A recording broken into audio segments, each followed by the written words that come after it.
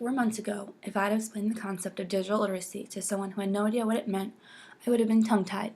It sounds like it should be a self-explanatory idea, but it encompasses a lot more than meets the eye.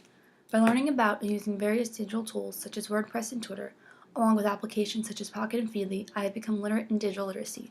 But the question still remains, what does digital literacy mean? According to Cindy Self, digital literacy is a complex set of socially and culturally situated values, practices, and skills involved in operating linguistically within the context of electronic environments, including reading, writing, and communicating. Simply put, digital literacy is the ability to be wise, literate, and well-versed in the use of online communications and spaces. Now the question is, well, how do I know if I'm digitally literate? My use and examination of digital spaces has opened my eyes to the various forms of online communication available today. There is one form of digital communication that I never thought I would be interested in until I was asked to begin it: blogging. Blogs have been on the rise for quite a while now, with focuses on a wide range of topics. Kevin Kelly gave us startling statistics about blogs in his article titled We Are the Web, stating there are more than 50 million blogs on the internet, with a new one appearing every 2 seconds. These bloggers are digitally literate, and they might not even realize it. I am one of those people. Through WordPress, I was able to create a space, a music blog called Sound Escapes, that was all my own. Tim O'Reilly believes the blogosphere is the equivalent of constant mental chatter in the forebrain, and that's true. I've always had the intention of keeping a diary for years now, but I've just kept my thoughts in my head.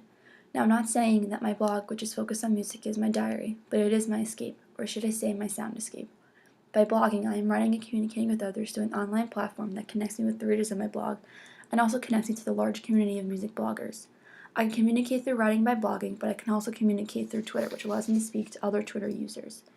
Tim O'Reilly also says this essential part of Web 2.0 is harnessing collective intelligence, turning the web into a kind of global brain. Through my Feedly and Pocket use, I was able to collect information from many sources and condense them into 2 neat, easy-to-access spaces that made it easy for me to not only learn new things, but also to inform my followers both on Twitter and on my blog. By looking up information off of websites and other blogs that I marked on my Feedly and saving them to Pocket, I can learn to use the sites and information in my blog posts, and I can also tweet out links, photos, and anything else that I find interesting. My blog is all about music, so most of the information I look up on Feedly and then save to Pocket has something to do with music. I can then tweet about it or use it to inspire and or inform my blog post, relating to a point Kevin Kelly makes saying every link is both a point of departure and destination. Let me explain. A link that I placed in a blog post of mine was a destination for me, but for a reader of my post it is a departure that will then link to more and more sites and information, which makes the original link a destination and a departure point for the user. These links give me the opportunity to interact with more than one community online. Linking also allows me to give online users points of both destination and departure that will allow them to explore the vast space of the internet. Through the platforms that I use, I'm able to change the way I interact with and form communities around myself, as well as change the way I think about other people and the larger world around me. Something Sherry Turkle says is possible through the internet and digital spaces. Twitter is a perfect example of this.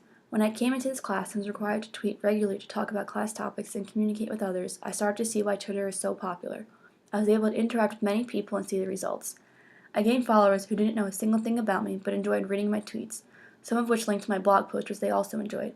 I had the ability to stay on top of current news, and I even had tweets favorited by authors such as Robert Houghton and Kirby Ferguson, which was a pretty cool experience. Blogging not only made me part of a music community, but also allowed me to create a community amongst myself and the readers of my blog. Each and every detail, word, photo, and video included on my blog was customized and designed completely by me. I created this world where everything I do is for my readers. My interaction with thinking about the large community of online readers was affected when I created Sound Escapes.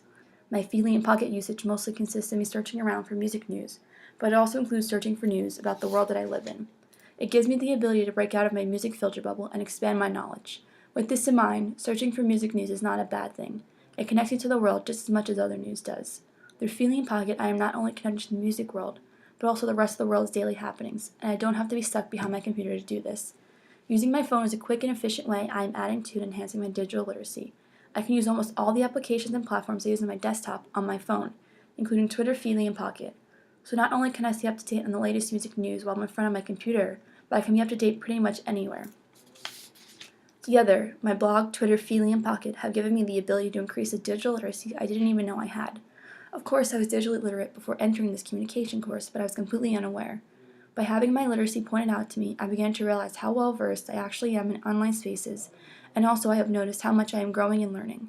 Being aware has made me take note of how important it is in today's society to be knowledgeable in the countless online and digital spaces for communication. Everything that happens today is done on some piece of technology. We are in constant contact with it. If we cannot navigate these devices and all the capabilities that come along with them, it will be difficult to do pretty much anything, including communicating with other people both in and out of our main circle of individuals. As current users of technology and communicators, we are the people responsible for learning and mastering the current options for communication so we can inform the newer generations on how to use them, and that is something we are doing each and every day. Every minute, 2.4 billion people are using some form of communication and are interacting with the larger community. Without our knowledge, future generations will not know how to use the digital spaces that have been created and popularized during our time. We need to teach children today to become a part of what Henry Jakin calls a participatory culture, a culture where members believe their contributions matter and feel some degree of social connection with one another. If people become part of a participatory culture, they will be able to express themselves through the countless digital platforms that give them a space to speak their mind and express their thoughts and feelings, as well as connect with one another. Digital literacy means a lot of things for many people. For the person who doesn't know what it means, the term might not mean anything. But for someone like myself, it might mean the endless opportunities that come along with the knowledgeable use of digital spaces that allow me to communicate with others. I love the fact that I can pull up Twitter on my computer and send out a short thought, or link to my latest blog post knowing almost 100 people will see it. My world of online communication is not limited to Twitter and blogging. I am hopeful there will be new and exciting forms of communication that will continue to develop and be put out for the world to learn about and eventually become literate in. The importance of digital literacy is growing and becoming more important each and every day. I am grateful for the opportunities and possibilities that have been introduced to me in this course. The applications I learned about have helped me develop my communication skills within a short span of time, and I am confident in my ability to continue growing and improving upon these skills through the continued use of the platforms I've learned about and have grown to love.